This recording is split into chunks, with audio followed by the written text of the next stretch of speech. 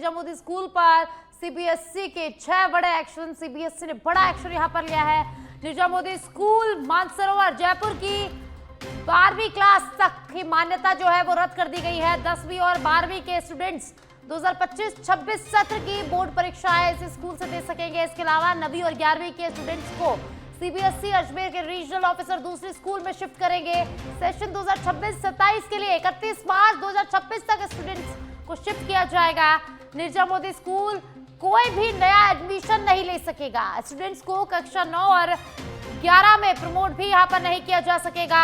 School को child safety protocol पूरे करने होंगे और एक सत्र के बाद ही 10वीं तक मान्यता के लिए आवेदन यहाँ पर हो सकेगा।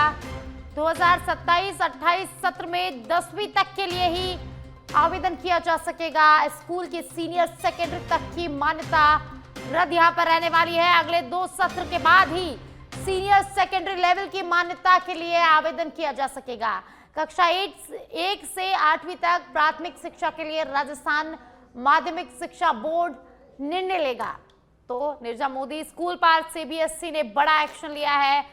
तो निजाम मोदी स्कूल की 12वीं तक की मान्यता को रद्द कर दिया गया है। आपको बता दें कि एक 9 साल की छात्रा अमायरा की आत्महत्या के बाद सीबीएसई ने ये बड़ा फैसला लिया है। तो देखिए निजाम मोदी स्कूल की मान्यता को रद्द कर दिया गया है। निजाम मोदी स्कूल पर सीबीएसई ने बड़ा एक्शन लिया है। सीबीएसई के 6 बड़े एक्शन यहां पर हुए हैं। निजाम मोदी स्कूल मानसरोवर जयपुर की 12 क्लास तक की मान्यता को रद्द कर दिया गया है। 10वीं और 12वीं के स्टूडेंट 2025-26 सत्र की बोर्ड परीक्षाओं में इसी साल इस स्कूल से दे सकेंगे। उसके अलावा 9वीं और 11वीं के स्टूडेंट्स को सीबीएसई अजमेर के रीजनल ऑफिसर दूसरे स्कूल में है जो शिफ्ट करेंगे। आपको बता दें कि इस स्कूल में एक छात्रा अमायरा ने आत्महत्या कर ली थी, जिसके बाद सीबीएसई बोर्ड ने ये बड़ा एक्शन स्कूल के खिलाफ लिया है। सख्त कार्रवाई सीबीएसई की देखने को मिली है। स्कूल की मान्यता को यहां पर रद्द कर दिया गया है।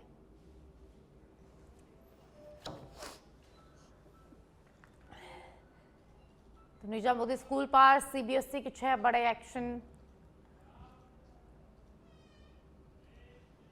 धार्मिक नगरी रामदेवरा में जोधपुर विद्युत वितरण निगम लिमिटेड की ओर से पोखरण डिस्कॉम के तत्वाधान में ग्राम पंचायत रामदेवरा स्थित जीएसएस परिसर में राजस्व वसूली शिविर का आयोजन किया गया। इस अवसर पर सहायक अभियंता मनीष कुमार ने बताया कि शिविर में विद्युत उपभोक्ताओं से बकाया बिजली बिलों की वसूली की गई और कई उपभोक्ताओं के बिलों में सुधार एवं संशोधन भी किया गया, जिससे उन्हें राहत मिली है। राजस्व वसूली शिविर के दौरान करीब 12 लाख रुपए की राशि जमा हुई। डिस्कॉम ने स्पष्ट किया कि जिन उपभोक्ताओं के बिल बकाया हैं वे समय रहते अपने बिल जमा कराए, अन्यथा कनेक्शन काटने की कार्रवाई यहां पर की जाएगी। शिविर के से क्षेत्र के उपभोक्ताओं को एक ही स्थान पर बिल जमा कराने और समस्याओं का समाधान करने की सुविधा मिली, जिससे विभागीय कार्यों में भी तेजी आई। शिविर में कनिष्ठ अभियंता राहुल गर्ग, रावल सिंह, रामचंद्र, कमल, इंद्राज, भंवरलाल एवं एफआरटी कर्मी धनराज सैन और प्रकाश सैन भी मौजूद रहे।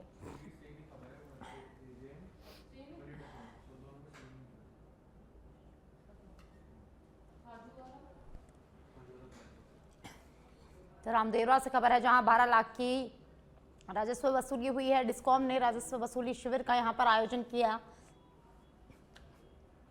डिस्कॉम की ओर से कनेक्शन काटने की कार्रवाई भी यहां पर की गई है। नए साल को लेकर धार्मिक स्थल रामदेवरा इन दिनों आस्था और उत्साह से सरोबार नजर आ रहा है। बाबा रामदेव के भक्त सैकड़ों किलोमीटर दूर से नववर्ष मनाने के लिए रामदेवरा पहुंच रहे हैं। नववर्ष की पूर्व संध्या पर रामदेवरा देशी पर्यटकों से पूरी तरह से हाउसफुल दिखाई दे रहा है। देश के विभिन्न राज्यों से हजारों श्रद्धालुओं ने यहां डेरा डाल दिया है। नववर्ष के स्वागत में रात्रि में विविध धार्मिक कार्यक्रम यहां पर आयोजित किए जाएंगे, जिनमें नामी गिरामी भजन गायक बाबा रामदेव के भजनों की प्रस्तुतियां देंगे। रात्रि 12 बजे नववर्ष के उपलक्ष्य में केक काटकर यहां पर जश्न मनाया जाएगा और आतिशबाजी भी की जाएगी। हर वर्ष की तरह इस बार भी पुष्कर से आए जीवन राम माली द्वारा बाबा रामदेव का दरबार सैकड़ों किलो फूलों से विशिष्ट रूप से सजाया गया है। फूलों से सजे बाबा रामदेव दरबार को देखने के और सेल्फी लेने के लिए श्रद्धालुओं की भारी भीड़ मंदिर परिसर में उमड़ रही है। रामदेवरा बाबा रामदेव के जयकारों से गूंज उठा है मेला मैदान और सभी दर्शनीय स्थल श्रद्धालुओं से खचाखच भरे हुए हैं। धर्मशालाएं, होटल और गेस्ट हाउस पूरी तरह से फुल हो चुके हैं, जिससे रामदेवरा में भक्तिमय माहौल बना हुआ है।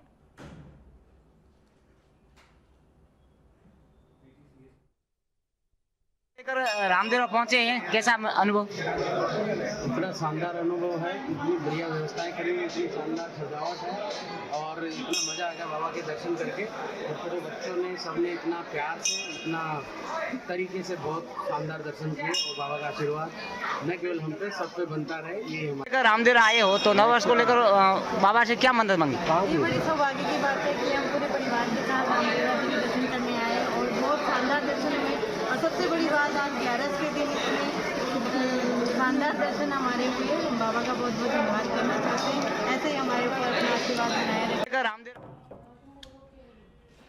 झुंझुनू जिले में अवैध लकड़ी परिवहन के विरुद्ध चलाए जा रहे अभियान के तहत पुलिस ने कार्रवाई करते हुए हरी लकड़ियों से भरे 2 पिकअप गाड़ियों को जब्त किया है। बिसाऊ थाना अधिकारी शेष सिंह ने बताया कि रात्रि को गंगियासर से पिलानी खुद रोड एवं महनसर तिराहा बिसाऊ क्षेत्र में नाकाबंदी और गश्त के दौरान 2 संदिग्ध पिकअप गाड़ियों को रोका गया। जांच के दौरान दोनों पिकअप गाड़ियों में भारी मात्रा में हरी लकड़ियां भरी हुई पाई गई। वाहन चालकों द्वारा लकड़ी परिवहन से संबंधित कोई वैध अनुमति या दस्तावेज प्रस्तुत नहीं किए जा सके। इस पर पुलिस ने दोनों वाहनों को मोटर वाहन अधिनियम की धारा 207 के तहत जब्त कर लिया। मामले की जानकारी क्षेत्रीय वन अधिकारी झुंझुनू को दी गई। पुलिस द्वारा अवैध लकड़ी तस्करी से जुड़े अन्य पहलुओं की भी जांच की जा रही है।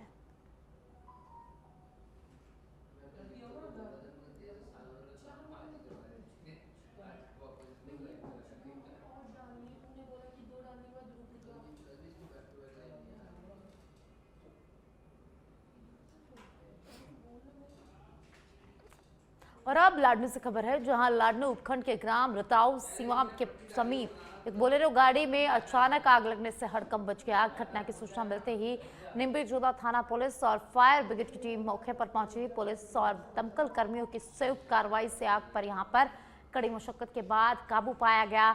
प्रारंभिक जानकारी के अनुसार गाड़ी के अंदर एक व्यक्ति के चलने की भी सूचना सामने आ रही है।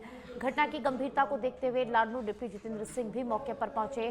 पुलिस द्वारा पूरे मामले की जांच की जा रही है और आग लगने के कारणों का भी लगातार। अयोध्या रामनगरी, जहां रक्षा मंत्री राजनाथ सिंह राम मंदिर में पहुंचे हैं।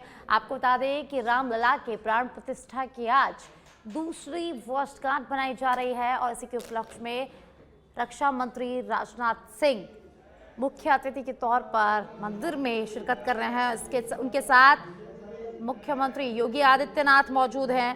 तो अयोध्या से लाइव तस्वीरें।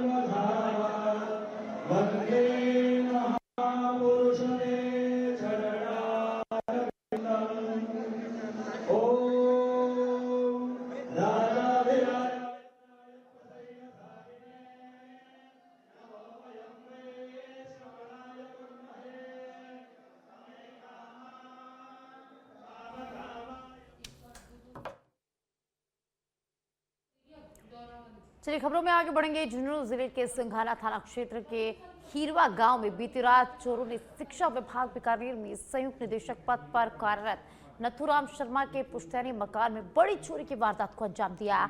चोर मकान से करीब 1 किलो चांदी, 10 ग्राम सोने के जेवरात और 38,000 रुपए नगद चोरी कर ले गए। जानकारी के अनुसार यह मकान नथुराम शर्मा का पैतृक घर है, जहां उनके छोटे भाई अशोक के गहने और नकदी रखी हुई थी। मकान में कुल 10 कमरों में से 7 कमरों के ताले लगे हुए थे, जिन्हें तोड़कर चोरों ने वारदात को अंजाम दिया। सुबह जब उनके भाई ओम प्रकाश गायों का दूध निकालने पहुंचे तो ताले टूटे मिले। सूचना पर गाड़ाखेड़ा चौकी प्रभारी विष्णुदत्त मीणा और एएसआई राजेश शर्मा मौके पर पहुंचे और मौका मुआयना किया। साथ ही डॉग स्क्वाड और एमओबी टीम को भी बुलाकर साक्ष्य यहां पर जुटाए गए हैं। आशंका है कि चोर पीछे की दीवार से मकान में घुसे और सभी कमरों को खंगाल कर कीमती सामान चोरी कर फरार हो गए हैं।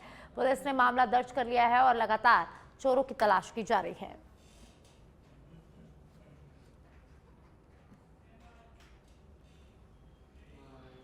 काजूवाला से खबर है, जहां पूगल में यूरिया खाद की कालाबाजारी करने की सूचना पर पूगल में दबिश दी गई। पूगल एसडीएम दिव्या बिश्नोई मौके पर पहुंची। यूरिया के 522 थैले यहां पर बरामद किए गए हैं।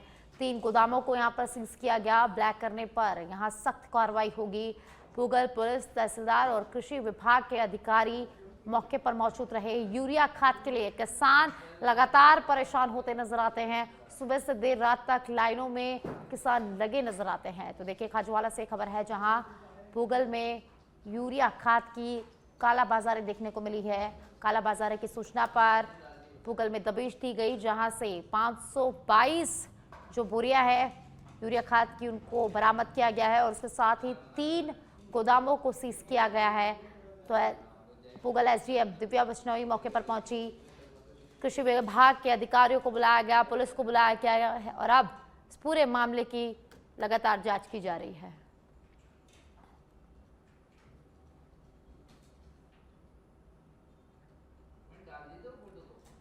तो खाजूवाला में पूगल में यूरिया खाद की कालाबाजारी को लेकर दबिश दी गई और यहां पर 522 बैग बरामद किए गए हैं और उसके साथ ही 3 गोदामों को सीज किया गया है। और अब खबर जोधपुर के शेरगढ़ से है, जहां सोमेश्वर से प्रेमसर रोड पर विद्युत पोल हादसे का कारण बन रहे हैं। एल&टी कंपनी के ठेकेदार ने मनमर्जी से सड़क के नजदीक यहां पर विद्युत पोल रोप दिए हैं। सिंगल सड़क होने से दुर्घटना की आशंका लगातार यहां पर बनी रहती है। पूर्व में भी गाड़ियां आने से बाइक सवार कई बार यहां पर आमने सामने हो चुके हैं। हादसे के शिकार यहां पर बाइक सवार हो चुके हैं। ग्रामीणों के विरोध के बावजूद एल&टी कंपनी ने सड़क की पट्टी पर ही पोल रोप दिया है। तो देखिए, जोधपुर के शेरगढ़ से खबर है, जहां विद्युत पोल हादसे का कारण बन रहे हैं। मनमर्जी से सड़क के नजदीक विद्युत पोलों को रोक दिया गया है। सिंगल सड़क होने से दुर्घटनाओं की लगातार यहां पर आशंका बनी रहती है और कई बार बाइक सवार यहां आमने सामने हो जाते हैं, जिससे हादसे भी कई बार सामने आए हैं और लगातार ग्रामीण इन पोलों को हटाने की यहां मांग कर रहे हैं।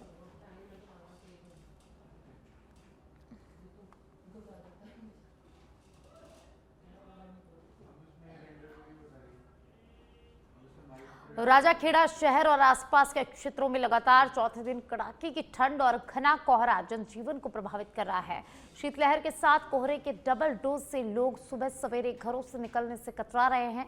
वहीं पशु पक्षी भी ठिठुरन से परेशान है। आज बुधवार साल के आखिरी दिन भी सुबह घना कोहरा यहां पर छाया रहा, जिससे विजिबिलिटी बेहद कम हो गई और वाहनों की रफ्तार धीमी नजर आई। लोग फोग लाइट जलाकर ही सड़कों पर धीरे धीरे चलते नजर आए हैं। विशेषज्ञों का कहना है कि पहाड़ी इलाकों में बर्फबारी के असर से मैदानी क्षेत्रों में ठंड और बढ़ गई है और आने वाले दिनों में भी राहत की संभावना यहां पर कम है। स्थानीय प्रशासन ने लोगों से अपील की है कि अनावश्यक बाहर न निकले, गर्म कपड़े पहने और वाहन चलाते समय सावधानी बरतें।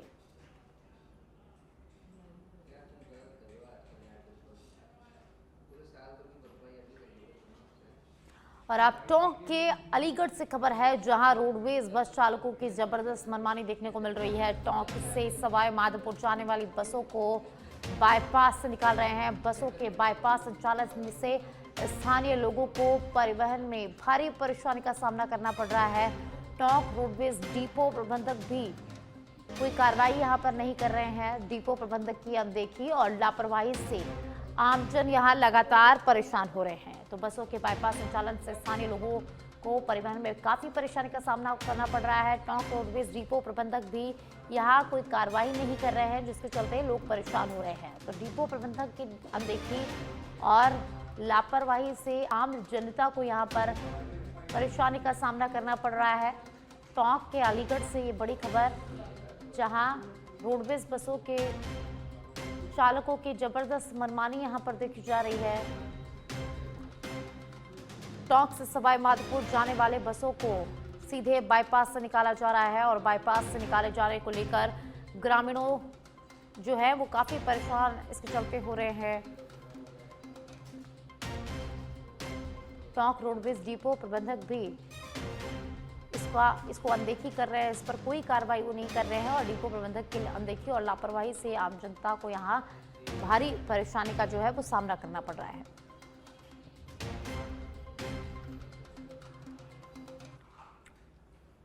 मैं आशीष कुमार गौतम, अलीगढ़ निवासी। मैं डेली अलीगढ़ से सवाई माधोपुर अप डाउन करता हूँ। पहले कुछ समय पहले यहाँ पर अपने अलीगढ़ के अंदर सीसी रोड का निर्माण कार्य प्रारंभ हो रखा था, जिस कारण बसें अलीगढ़ के अंदर नहीं आ रही थी। परंतु आज दिनांक को सारा अलीगढ़ का अंदर का कार्य संपूर्ण हो चुका है और लेकिन फिर भी निर्माण कार्य पूरा होने के बाद भी बसें बाईपास से गुजर रही है, जिससे यात्रीगणों को बहुत भारी परेशानी हो रही है। कभी बहुत छोटे बच्चे होते हैं लेडीजों के पास, वृद्ध बुजुर्ग व्यक्ति होते हैं। तो मेरा प्रशासन से यही निवेदन है कि कल से यातायात को सुचारू रूप से अलीगढ़ के अंदर बसों का संचालन किया जाए। मैं आशीष। विजयनगर से खबर है, जहां नेशनल हाईवे किशनगढ़ भीलवाड़ा पर सथाना के पास आज एक बड़ा हादसा होते होते टल गया। भीलवाड़ा से किशनगढ़ की ओर जा रहा कपासिया खलीज से भरा ट्रक नीलगाय को बचाने के प्रयास में अनियंत्रित होकर डिवाइडर से टकरा गया और पलट गया। चालक ने हाईवे पार कर रही नीलगाय को बचाने के लिए अचानक ब्रेक लगाए, लेकिन वाहन पर नियंत्रण यहां पर खो दिया गया। हादसे के तुरंत बाद विजयनगर पुलिस और पुलिस मित्र केदार सिंह मौके पर पहुंचे। यातायात को सुचारू यहां पर कराया गया। क्रेन की मदद से पलटे ट्रक को हाईवे से हटाया गया। गनीमत रही कि इस दुर्घटना में कोई जनहानि नहीं हुई और चालक और खलासी दोनों इस हादसे में सुरक्षित है। पुलिस ने मामला दर्ज कर लिया है और जांच शुरू कर दी है। यह घटना हाईवे पर वन्यजीवों की आवाजाही के दौरान सावधानी बरतने की आवश्यकता को फिर से उजागर करती है।